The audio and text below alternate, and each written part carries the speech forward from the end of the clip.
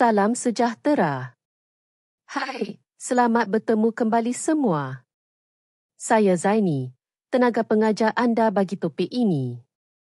Sebelum kita teruskan pembelajaran, mari kita imbas kembali apa yang telah kita pelajari dalam topik sebelum ini. Kita telah memahami bahawa kompetensi keusahawanan memainkan peranan yang sangat penting dalam kejayaan sesebuah perniagaan. Kompetensi membantu usahawan membuat keputusan strategik, menyesuaikan diri dengan perubahan pasaran, menghasilkan inovasi, serta mengekalkan daya saing perniagaan dalam jangka panjang. Dalam topik ini, kita akan memfokuskan kepada kaedah-kaedah yang boleh digunakan oleh usahawan untuk meningkatkan tahap kompetensi mereka iaitu mengikuti latihan dan kursus berkaitan keusahawanan, belajar melalui pengalaman dan refleksi, membangunkan rangkaian profesional, networking, membaca dan mendalami ilmu secara kendiri, mendapatkan bimbingan dan mentoring.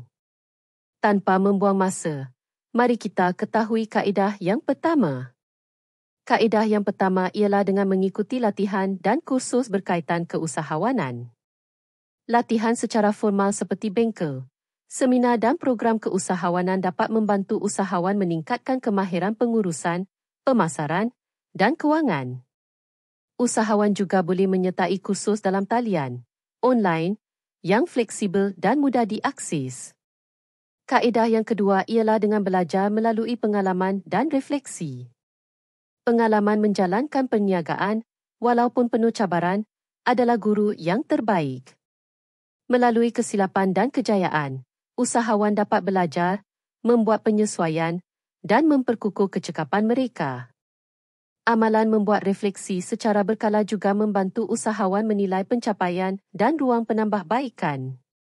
Seterusnya, kaedah yang ketiga ialah membangunkan rangkaian profesional, networking. Berinteraksi dengan usahawan lain, mentor, dan komuniti keusahawanan memberi peluang kepada usahawan belajar dari pengalaman orang lain, bertukar pandangan dan memperluas potensi pasaran. Kaedah yang keempat ialah membaca dan mendalami ilmu secara kendiri. Usahawan perlu sentiasa berusaha menambah ilmu melalui pembacaan buku, artikel, laporan pasaran dan kajian kes. Pengetahuan ini penting untuk membuat keputusan yang lebih bijak dan bersifat jangka panjang. Dan akhir sekali, kaedah yang kelima ialah dengan mendapatkan bimbingan dan mentoring. Program mentoring membolehkan usahawan mendapat panduan langsung daripada individu yang lebih berpengalaman.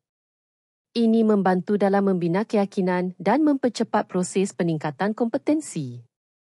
Kesimpulannya, kompetensi keusahawanan tidak bersifat kekal dan boleh dipertingkatkan dari semasa ke semasa.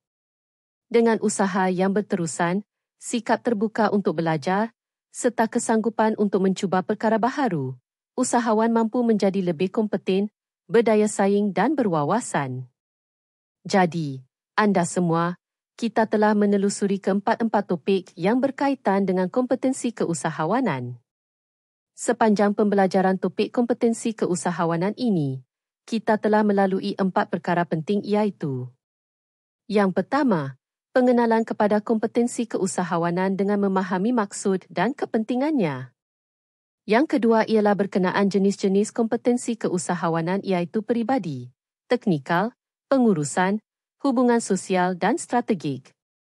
Yang ketiga ialah berkenaan berkaitan antara kompetensi dan kejayaan perniagaan iaitu bagaimana kompetensi mempengaruhi hasil dan daya tahan perniagaan. Dan yang terakhir, dalam pembelajaran hari ini, kita telah mempelajari tentang kaedah meningkatkan kompetensi keusahawanan iaitu mengenai strategi yang boleh diambil untuk terus berkembang sebagai usahawan berjaya. Dengan penguasaan semua aspek ini, anda kini berada di landasan yang tepat untuk membina keusahawanan yang mampan dan berimpak tinggi. Jadi, anda jangan berhenti di sini. Anda digalakkan untuk mencuba aktiviti-aktiviti dan kuis yang telah disediakan untuk mengukuhkan pemahaman anda dan menilai sejauh mana penguasaan anda terhadap topik ini. Ingat, kompetensi dibentuk melalui pembelajaran yang berterusan. Ayo, teruskan usaha anda dalam menjadi usahawan yang lebih hebat.